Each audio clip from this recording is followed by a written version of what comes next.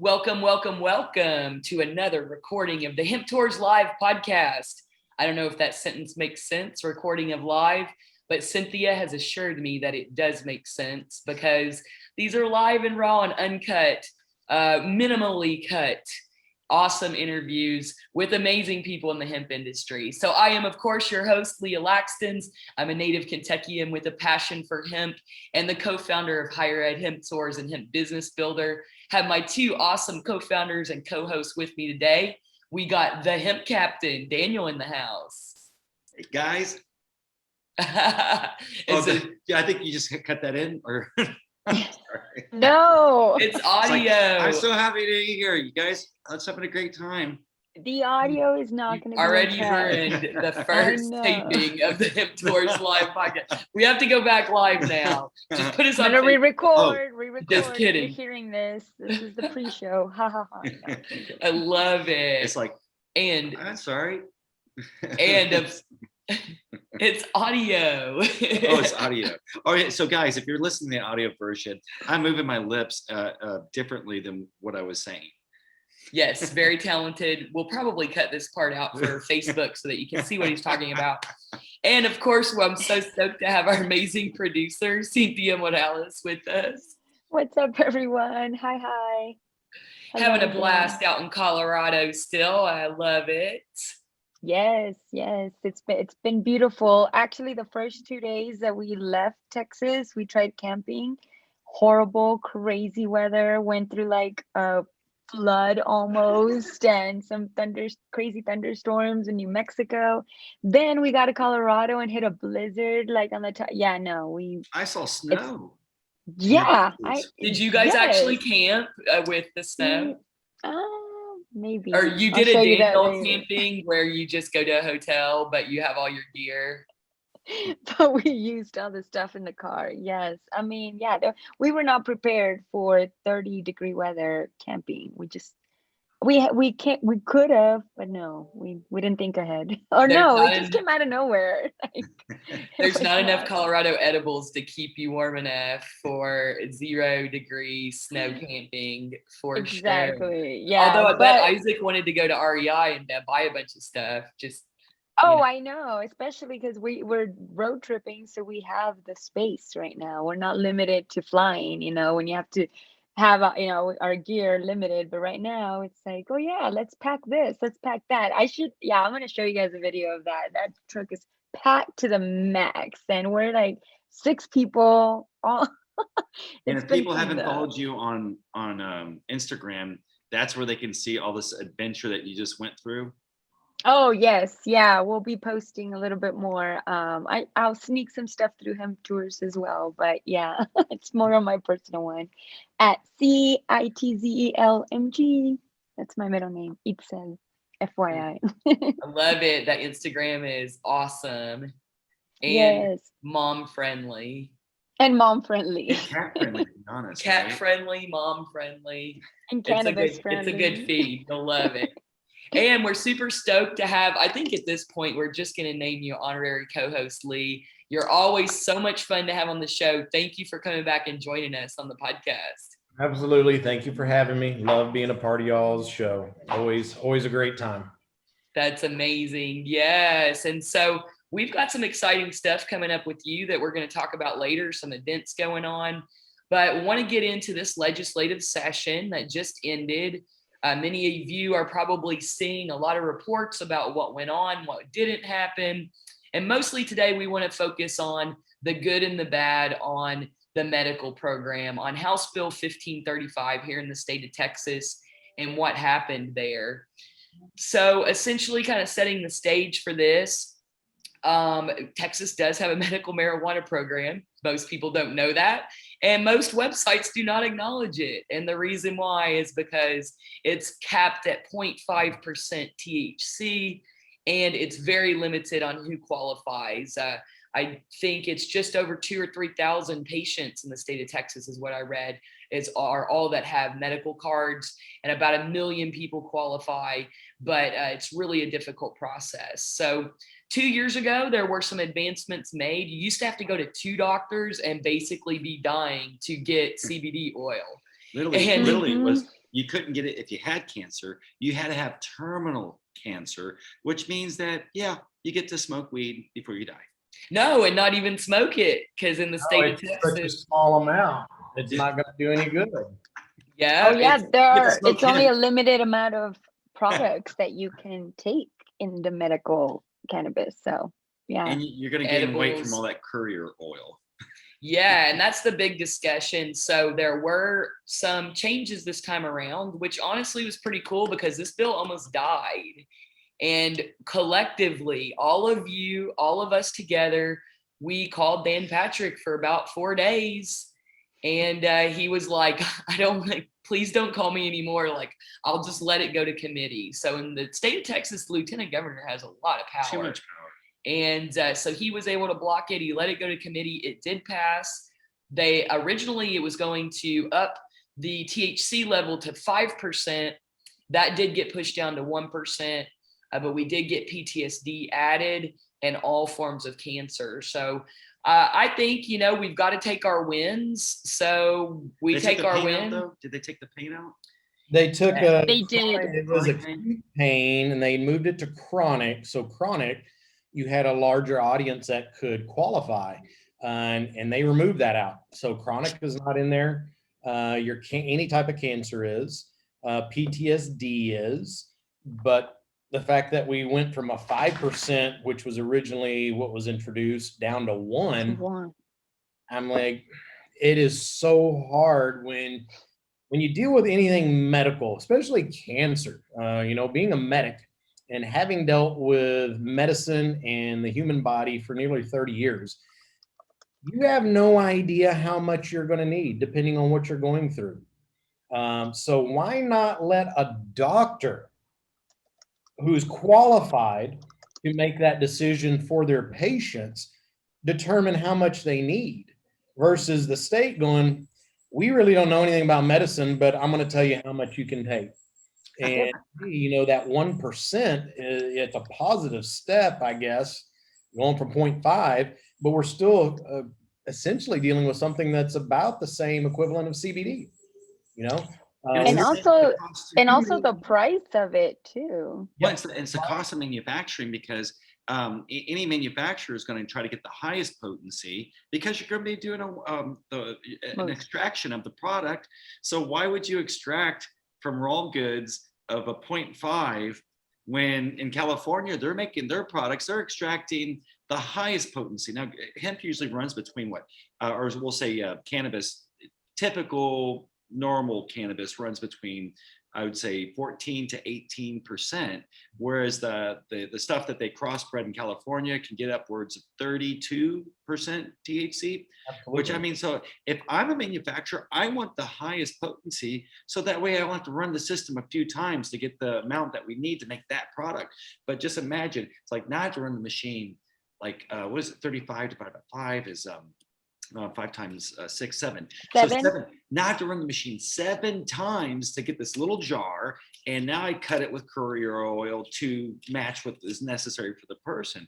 That's stupid, because the government officials, did anyone explain this to them? That this is just a financial burden. There was definitely testimony where they talked about the amount of carrier oil and how it's not so good for you. We know this firsthand. We do the bulletproof coffee and have done it for years in the morning. So about a little over a month ago, it started going to NoCo with Amos, and then we watched some documentaries on Netflix, and we totally stopped eating meat a month ago and have never felt better. Certainly, I totally am not like everyone should do this, but yes, everyone should try this for at least a month and like see how much better you feel. So we started doing our bulletproof coffee. We're working on vegan without the butter, just MCT. Oh my gosh, day 1, like the worst pain. This is 1 tablespoon of MC oil. No, sorry. MCT. 2 tablespoons. Well, so for you, yeah, no, it was 2 tablespoons. We had up to 2 tablespoons. Okay, well, it makes sense. How much? Sometimes it's a tablespoon for me, tablespoon for her. But if I make 2 batches, then it's going to be. And if you look it up, like over a teaspoon of MCT will mess you up. Your gut will don't try it. Don't try it. So that's what Good to patients know. are experiencing basically. Because then. they're always cutting it with MCT. Yeah, it's again, I think it's about not having a cap for medical, allowing medical professionals to determine what's best for the patient. Mhm. Your patient care shouldn't be left up to the state or the federal government, period. Yep. That's my belief, being a medical professional. Let the medical professionals determine what is best for their patient. They're the ones sitting down, talking with those patients. And when you're dealing with something terminal, my mother-in-law passed a few years ago of cancer, and she was given the medical grade of what was allowed, and it did absolutely nothing. It was a complete and utter joke. And so, what's in place now is unfortunately still not going to be enough to help people when they really need it the most. So, something to think about is we now are surrounded by, there is a true, genuine medical program in every state that surrounds Texas. Texas is now the island with no true, genuine medical program. And at the top, the last two remaining states, New Mexico is now legal. We got Colorado, and we're now Oklahoma and Louisiana are going to put rec on the ballots for November, and they have support to pass, as well as the states are looking to pass those. So now we're going to be even further behind. And we hadn't even talked about Mexico. Mexico, Yeah. it is now legal. Rec is legal in that country. So the amount of money is billions of dollars of tax money that the state could be, they need it. They genuinely need it. And they left it on the table. Can I ask you a question? Yeah. What I want to know, I mean, I can't find a really good answer for this, but while I'm watching the debates or the testimonies and stuff, I keep hearing Congress people say, "No, but is that going to cause intoxication? Because we will not allow intoxication." And I'm just sitting there looking and thinking to myself, why? I mean, why do they care? Because we don't care about an adult choosing an intoxication, whether it's Xanax or they're on opioids. You mentioned Alcohol. That we can alcohol. have to We go. all can choose alcohol. But my question is, do we really know? Has anyone ever asked a congressperson why they're so hung up on preventing an adult human from choosing their intoxication, whether it be chamomile tea or anything? I mean, what is it that what are they afraid of? Are they afraid? Or I think they're afraid big it's due to the near century long Yep. misinformation. It's ingrained. It's It- Yeah, so the ingrained. brainwash to think that a buzz is wrong. And But alcohol's right. they made a good point at the Texas Cannabis Collective meetup. I think it was Chelsea Spencer that was talking about, the lack of childproof packaging, because it is a concern that certain products are intoxicating in the state of Texas, being sold without any, regulations whatsoever to any age, in non-childproof packaging. So I think you can sort of understand where the prohibitionist mindset and thinking, of course, is there, but then seeing this play out as well has not been good for the industry. I think all they did was genuinely strengthen the black market.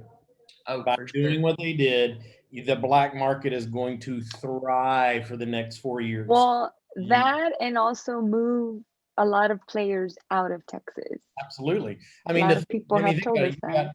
Pick a state that surrounds us, and I can go there and make Do it easier, better. and not have to worry about all the nonsense.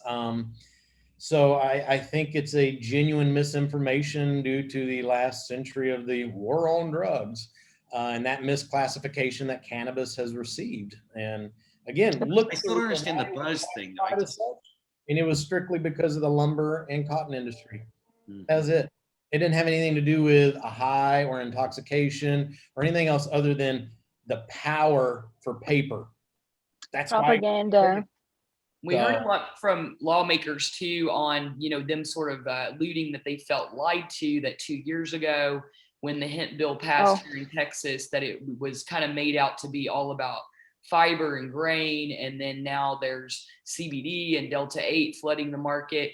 But, we've talked to our clients, all the time. Everyone wants to see fiber and grain explode, and but there's not a market there yet for those things. So the So in the industry, meantime, yeah, and they that's need a what filler. one's growing into. Like the whole supply chain wants that, but it's just not feasible without subsidies, set asides, research, all these things that we need to support the industry. Infrastructure.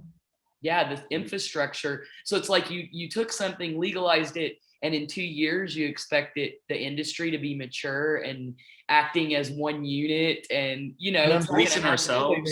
We've had 2 years, but we only had 1 year of growing it. And there's a That's lot true. of learning mistakes going on. And so I'm like, so we've only had one attempt really for growing for industrial. And look at what we've gone through down here in Texas the last 6-8 weeks. Rain, rain, rain, and rain. If you planted something in the last month and a half, I hope your seeds are still on the ground. Because No, there were several people. Our friend from Big River Pharmacy, Oscar, that big event that hit in the valley. I mean, when I was there just last month and wiped out most of his crop, and it's like, this is what you got to do, and as a farmer, you can't control the weather. So there's not really an insurance right now for anybody that's doing that. So if they're going to grow, why are you going to go for fiber when there is nobody to grow to or to sell to? But there's 150 million CBD shops that are opened up everywhere that need their product. Why didn't they put that in the Farm Bill 2018? Shouldn't they have put in the insurance, being able to do crop insurance, and put in that if you're doing legal hemp, every bank has to allow you to do that, and that Facebook should allow us to talk about it. But neither of that can be done. Still, it's funny because when you look at Colorado, I think Colorado's done a pretty stellar job of doing it right. Not that it's perfect, but they really have thrived. And what's the proof of that? They sell more cannabis than alcohol in sales. They just passed $10 billion in sales since they started. And I want to say, oh yeah, probably since I've been here, I should compare how much I spend on cannabis versus alcohol. And that could be a reason why the politicians are doing this. Then my question though is, did alcohol sales drop though, or did they maintain and still increase a little bit? They definitely have maintained, especially because I see a lot more microbrewing here as well too. All of these craft beers and smaller breweries are definitely still popping up. So I could still see that amount goes down. I know me. I don't, now that I have options, I don't drink hardly at all anymore. I may have, if I'm out. Yeah, exactly. I may have some, but there's alcohol is an inflammatory. And so why would I want to put stuff that doesn't help my body? Whereas whether it be CBD or just call it cannabis as a whole, that is an anti-inflammatory and helps the body in so many ways. I'd rather put something that does my body some benefit than. And you feel great the next day. You don't feel hungover in any shape or form, So it does the body good. Yeah, and there's a huge sober movement occurring as well. So it's kind of hard to relate cannabis, maybe outselling alcohol, and that meaning that it's taking away from those alcohol sales, because just in general, people are much more sober conscious. I mean, if you look the number of products on the market, I saw like an alcohol-free whiskey. I actually do want to try it, but I already know I'm going to hate it, but I'm still going to try it. Because as long as it's natural. Yeah. I guess if you like the taste, that's really what you're going for. For sure. I saw on the ad, somebody posted like, nobody drinks whiskey for the flavor. And I'm like, really? Some smokiness. Yeah. Have you? They definitely had not tried good whiskey for sure. Yeah. When the beer companies, we saw a huge increase of different types of microbrews where they brewed during dry January. We bought cases of it to explore and taste the different things, but which means then that if the government quits trying to back large companies that are afraid. We do it on Instead, tell our them to own. pivot and make products, because they could still make you. All you do is you make the beer, then evaporate the alcohol out of it, and then sell it as a non-alcoholic beverage that tastes delicious. And that the alcohol industry is very heavily involved in cannabis. So I don't see it as like the two industries being pitted against Oh, each no. other either. That someone mentioned that last night, because I'm always asking, There are why do so they not many cannabis beers everywhere. Like there are so many brands that have Vodka. cannabis. Yeah, vodkas too. So Yeah, the Highway Hemp Vodka, that's great stuff. Brewed in Texas. I'm on the highway to hemp. yes. Oh, we need to Well, do yeah, I that. It's a matter of once hopefully they'll federally either legalize, and then the state isn't going to have really much of a choice other than to either get further left behind or get on board. Yeah, it's Mhm. really, it's a matter of time here. So it's like, how long did the prohibitionists want to wait it out? Now we're talking on the And show. why? Good, the I think bad, it's the and most ugly. important. Why? Yes. Why do Remember, they want to they wait it work out? for us. We're the constituents that they're supposed to be working for. And if you take the polls, and the polls show anywhere, depending on which one you look at, 64% to near 80% are in It doesn't add favor, up. then Mhm. why are you not supporting your constituents? That's So, it. That's what I want to know, You're though. gonna just- I think we need to ask them. Well, we'll remember that. absolutely. They'll be having a lot of town halls soon. So let's go. And that's what they say, like, now's the time to get involved for 2 years. So let's not wait until we're going to go to the Capitol in 2 years. We need to right now be working with our local representatives to get them to educate them, because this is really a lack of education at the end of the day. So we've got the resources available. All of us are happy to go with you or help you with your state representative if you want to talk to them and you set up a meeting. I think that's something that we can definitely do. It'd be fun, guys. We've really Yeah. enjoyed working with the police departments. I think that's been just extremely enjoyable, because this is a complicated issue for them as well, obviously, and we understand that. So helping them navigate Let's it. take them all on a hemp tour, y'all. Yes. Yes. So we still Get a need to treat pack. them with love, though.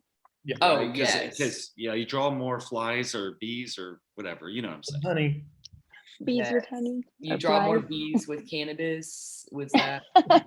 Hey, actually, there was a report that came out yesterday I saw where they're saying cannabis can actually help the bee population that we're losing due to so much stuff. I didn't get to read it. Because they have a cannabinoid system? Cannabis can help rebuild the bee population. So there's another win for cannabis.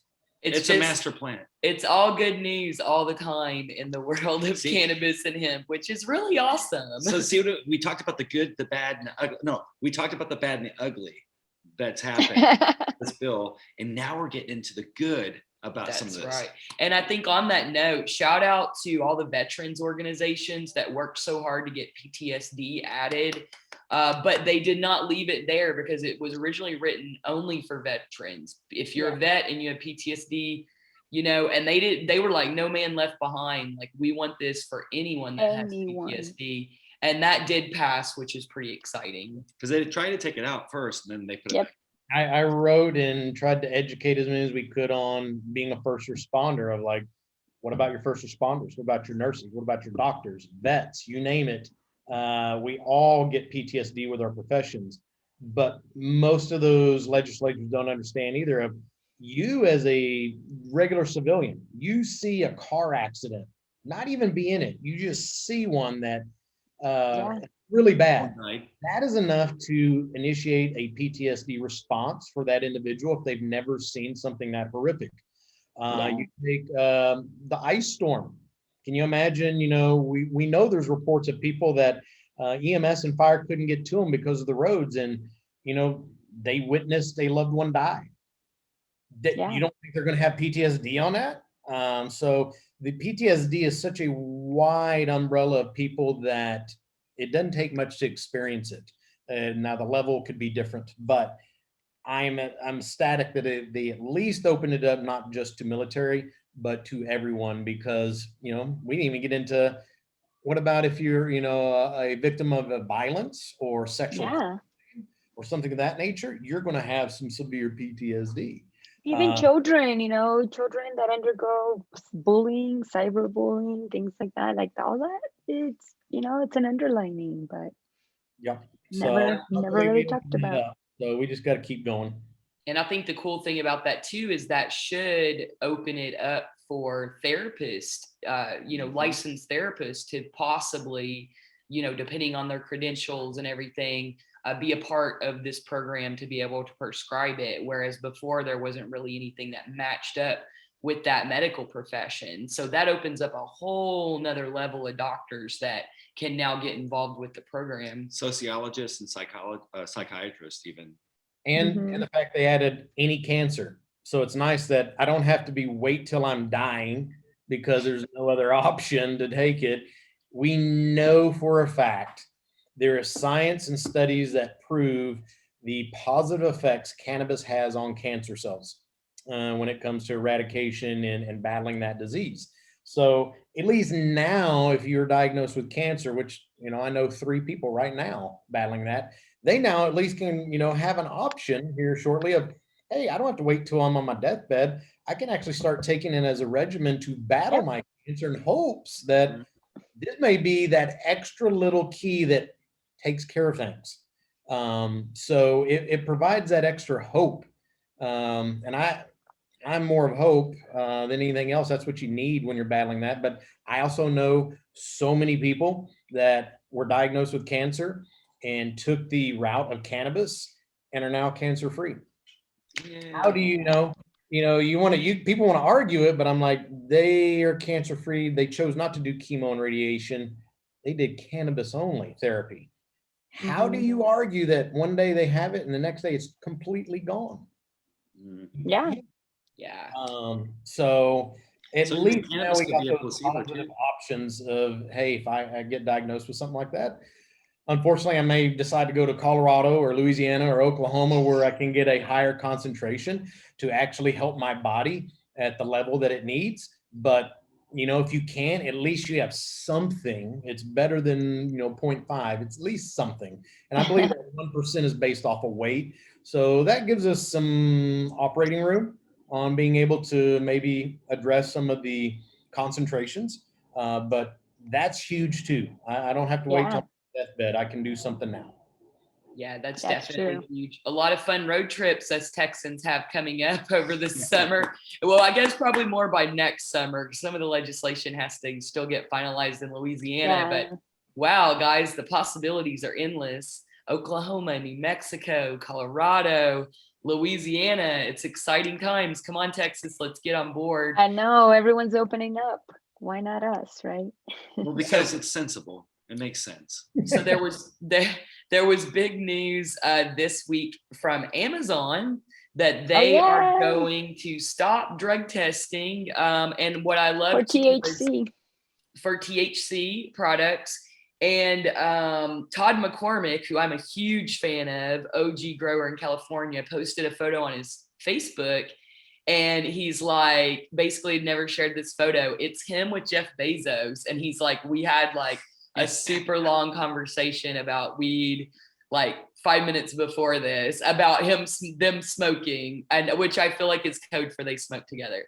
Yeah. So pretty cool that, this is a big step. So that made me think of you, Lee. I was at your presentation at Lucky Leaf Expo in Austin, and you did a really fantastic job explaining some things that employers can do to basically assist with this effort of kind of getting rid of this ridiculous stigma that's going on and people losing their jobs, even in legal states, over cannabis. So can you share a couple tips for employers? Yeah, and this revolves around the CBD arena of what we deal with municipalities and government employees and stuff of that nature.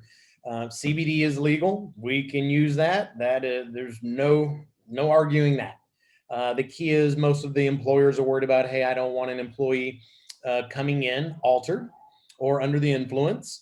But what they have to understand is CBD, even with 0.3, is not going to give some cognitive decline or it's going to affect them in a negative manner. There's no psychoactive effect whatsoever with CBD. Let's keep that in mind because there's other stuff out there. Delta 8, different story. But Yeah. CBD alone, what you can do is, if you're worried about somebody popping hot, and that's per company policy, adjust your policies to going some ideas that we have giving other people, or if you have under your policy that a doctor can prescribe under a prescription an opioid, why not have prescriptions for CBD under the same classification for your policies? That doctor, you're saying it's okay to take something that's really going to jack me up as long as I'm not at work on it. Why would that be any different from CBD? The only benefit of CBD is I'm actually taking care of the body and addressing some of those medical issues. But two, there is no cognitive degradation or decline when I use that product. So you don't have to work. I could take it while at work and it's not going to, if anything, would hopefully improve my productivity and output because I'm not sitting there hurting, or I'm not sitting there with foggy brain and confused and all that. So if anything, it's going to help productivity. Another option you can do is if you're worried about you don't say, there's some companies, I don't want any THC in it. Okay. Take the time, research companies that have gone to the extent of doing the third-party lab testing, give you the COAs, look at drug testing. They're providing a broad spectrum or an isolate. You don't have to worry about THC in there. It is non-detectable. I call it it's removed. Now, technically, is there like minute amounts? Yes, but it's so minute, it's not even going to be picked up. So you're fine. I always hate the fact that when people go, hey, you're never removing it. I'm like, you know what? Now we're getting tit for tat. Basically, it's not going to come up on a drug test. There's not enough in there to pick up. Exactly. So research those companies and provide a list of, okay, guys, we know you can take this. We want you to be able to take it if you feel the need to take that. Here are the people we recommend because we've done our due diligence. We checked them out. We researched them, and they're providing the documentation that, hey, you're not going to pop pot. So if you're taking CBD and you're taking it from this list, you're fine. If we drug test you and you pop pot, we know that it isn't from this list. You're probably doing something you shouldn't. So again, it prevents people from unjustly losing their jobs. But the employer needs to take a little bit of time and effort into doing a little bit of work and establish those. Now, what I think that does is it does multiple things. It shows that you're genuinely interested in the health and well-being of your employees. To take the time to research and do that and go, I want you to feel better so you're more productive. And here, I did the work. So here you go. I think just doing that shows employees that they're valued. Their health and well-being and mental state is valued. So that goes a long ways. You talk about reducing liabilities. If you have a solid policy in place, if somebody breaks that policy, it makes it a lot easier as a company. And as a company owner, I can stand behind that and going, you know what? This policy is solid. You didn't follow the policy. Now there's a repercussion, whatever that may be. Versus having I don't want to know about it, or you take it at your own risk. Eventually, it's going to go to court. And the odds are, if you don't have your stuff together, you as a company, you're going to lose. You're going to lose. And it's going to cost you a lot of money. So putting especially with job security and employee turnover, how many employees get let go because of that? You have to redeploy, train. And you're letting quality skilled people go for no reason other than I don't agree with it. That's fine. You may not be dealing with the same issues they are. So why would you let somebody that is a value employee that brings value to the company? To me, it just doesn't make any sense. It really doesn't. So trying to educate these employers on, man, do the little things. Look at if you're doing a drug test, it was the other one I talked about. If you're doing a urine test, that it's going to pick up. If I did something on my days off, then what the hell matter does it? It's my time. I'm not at work. So if I smoke and I get popped, now I lose my job, but I was never under the influence at work. Especially if you're in Colorado. If you're in a legal state and then you come back and then you pop, it's like, I didn't do anything illegal in the state, nor was I doing it at work. So come on, guys, this is kind of bullshit. So yes, Calling HR, Cynthia. HR, Cynthia's in Colorado. P I don't test, know. P-test. Can you? So Are we taking a go test? Oh away. wait, right now? you're HR. So. Oh yeah, we'll call you, Cynthia. Got to do the your own P P-test. test is going to pick up anything roughly within 30 days, 2 weeks to 30 days, sometimes 45, depending. There's a lot of factors that go involved in that. So go to an oral swab test. It's checking for, are you under the influence? And that swab test usually is about most accurate in that 4 to 6 hours. It can pick up stuff sometimes 12 and 24, but I'm not worried about what happened on the weekend when you weren't here. It's right now, are you under the influence? And a swab test is invasive. There's no cheating it. You know, you're not going to go with me to the bathroom and watch me pee in the cup. Great point. There's a mode or an opportunity for that test to be manipulated versus going, hey, I'm going to swab your cheek, open up. I can swab it, get my results, and it tells me am I under the influence or not. So change your testing methods that are more accurate to what you truly care about. And I'd probably say 99% of the employers I deal with are like, look, I don't care what you do on your days off. It's when you're here at work. I don't want you under the influence. Well, a swab test is going to be much more accurate than a P-test. So again, you can change testing. You can change, get a vendor list of people that are approved. Or add prescription, buy a licensed physician to that. And you pretty much establish some no nonsense, simple, common sense policies and regulations for your company that protect you as the employer and protects your employees. And everybody knows where the line is and where you stand. And to me, it's just, yeah, it's going to take a little work. But hey, Lee, is there a big difference between the cost for the two types of tests? Depends on, that's going to be based off of who's doing it. Are you having, I look at it going a swab But test. it's not a big difference that one would be chosen usually. You look at doing urine analysis, you're going to have all kinds of equipment and stuff like that. Whereas a swab test, a little simpler. It depends on who's putting in, for us, as fire and first responders, you're typically going down to a hospital. The hospital then has all the machinery, and then there's a lot, it's going to cost you a P test is usually a little less than the oral swab. And then from the oral swab, you go to a blood test, which is the most expensive. So to me, you may pay a little more, but let's look at the long-term of things of benefits. I get a bigger, a more accurate test on whether you're under the influence, then how many people are you preventing from laying off unnecessarily and having to retrain, rehire, redo all this stuff, all because they did something on a weekend. Not, oh no, you went on lunch and you're acting weird. I swab and go, yeah, it's obvious you're under the influence. Again, it's a no-brainer. You may pay a little more upfront for the test, but in the long run of things, you got a more accurate test. And I look at the long-term financial implications of having to rehire and retrain and, overtime while that's going on, you're going to save money. So, yeah.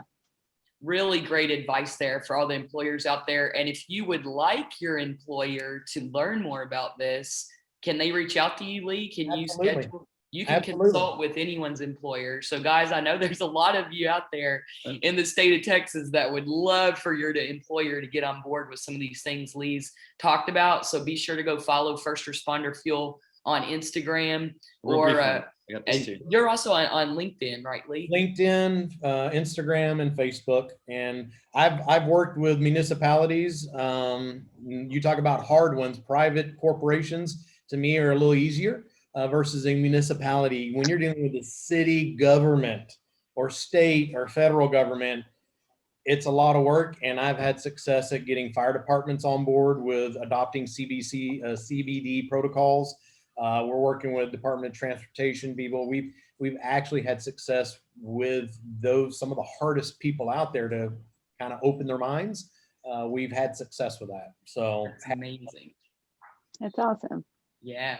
I was just going to say that, when you're talking about, that little bit of possible THC that could be in some of the broad spectrums and things like that. But even the FDA allows a certain amount of rat excrement per in the cereal. So I mean, you're not going to get high off of that either. But I don't know. Has anyone tried to smoke? They'll smoke anything. Or please don't try. Please do not please, try. Please do not. You want pop pop? Disclaimer. Please do not try that. Well, guys, as always, it's so incredible to have you, Lee. The time just flies by. We're at the end of our time here, but before we go, we do want to talk about a few events that are coming up. So Daniel will be speaking at the Flower of Power Festival out at Texas Music Ranch next weekend, June 12th. I will the same day, almost the same time, be speaking at USA CBD Expo in Atlanta. So definitely hit me up. Come say hi if you're in Atlanta. And then we will all be speaking or hosting, or at least on stage in some form or fashion, at Canna Rock on June 20th. Lee and Leslie are gonna do a couples presentation, which is pretty exciting stuff. So we're super stoked about that. And then oh yes. No, I forgot also, we're gonna be at House of Jane.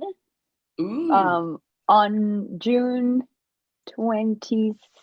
Let me look at this. 26th? No, 24th, 23rd. And Canna Rock, by the way, Canna Rock is also in Austin. It's at Riverside and 35. So, but you can find follow Canna Rock ATEX on Instagram. On the 17th. So free. Okay, so we will be at House of Jane in Dripping Springs, recording live. Guys, if you haven't been to House of Jane, you got to check that place out. It's awesome. Oh, it's incredible. I can't wait to share headphones with you again, Cynthia. It literally is a house, and it's you walk in and you feel comfortable looking at CBD products. It's a really incredible shop ran by two amazing women, so that will be super fun. And then we're going to finish up the month on the 26th with our second summer paddleboarding series in conjunction with Texas Cannabis TV. Oh wait, no, Texas Cannabis Today. I get our But I do believe Texas Cannabis TV might be there for sure. Okay, and perfect. So if you want to come on Texas Cannabis TV, show up. And also our friends from Houston, from the HTX Cannabis Culture, they're getting, they're renting a whole Airbnb for the weekend, so that'll be fun. Wow. Yes, so the 26th it'll be a fun party with our Houston friends. Oh, I can't wait. Yeah. So, and of course sponsored by Greenbelt. Yes, Greenbelt is going to be there again, handing out our cool dry bags, which are perfect for water. And of course, everyone be ready to light up at 420. Yay. Remember, it's smoke up. Facebook Live has a question. CBD Genie says, can you bring more than one person? Of course. I mean, hey, it's BYOV, so bring your own vessel. We don't have anything to sell or rent. So yeah, as long as they have a boat, go ahead. Come Bring it. No inner tubes though. Remember, didn't we? Were you there when we had the friend that got almost arrested? Yeah. For being in a tube on Town Lake, which is Town Lake is gross, y'all. I don't know why. Why do people swim in it? It's so weird to me. But anyway, that could be a whole nother podcast episode. Don't say it's gross and then we're inviting people to come. No, it's fine on a sup board, but I'm like, have you seen the people they jump off Congress Bridge? And I'm like, there's so many weird things down there. Don't do it. But remember, Leah is a fire sign, so she doesn't like water as well as others. True. She's not, I do pretty much hate all bodies of water, so that's true. I'm a little biased. I'm a little biased. But no, definitely come out. It'll be fun. Totally. It'll be amazing. But we've got a packed month. In July 9th and 10th in Dallas at Lucky Leaf for yes, that's the last one we wanted to mention is Lucky Leaf Austin was absolute blast, and Lee's going to be speaking again in Dallas Lucky Leaf, And we'll be there. There's going to be some parties happening. There's a lot in the mix, a lot in the works. So grab your tickets if you're in the DFW area. You're definitely going to want to be there for Lucky Leaf Expo. Chad and the team are amazing. Shout out to them. We love them. They've been great for the Texas community. And I guess they live in Texas, but they're from Mississippi. Yep. So that's pretty cool why he's bringing the show to Mississippi, which I think will be just amazing, experience there. So lots of cool stuff happening in June and July. We'll be back with you next week. Please subscribe, share with a friend, follow First Responder Fuel on Instagram, and have a great and awesome week, everybody. See y'all. Well, have a great Bye, one. y'all.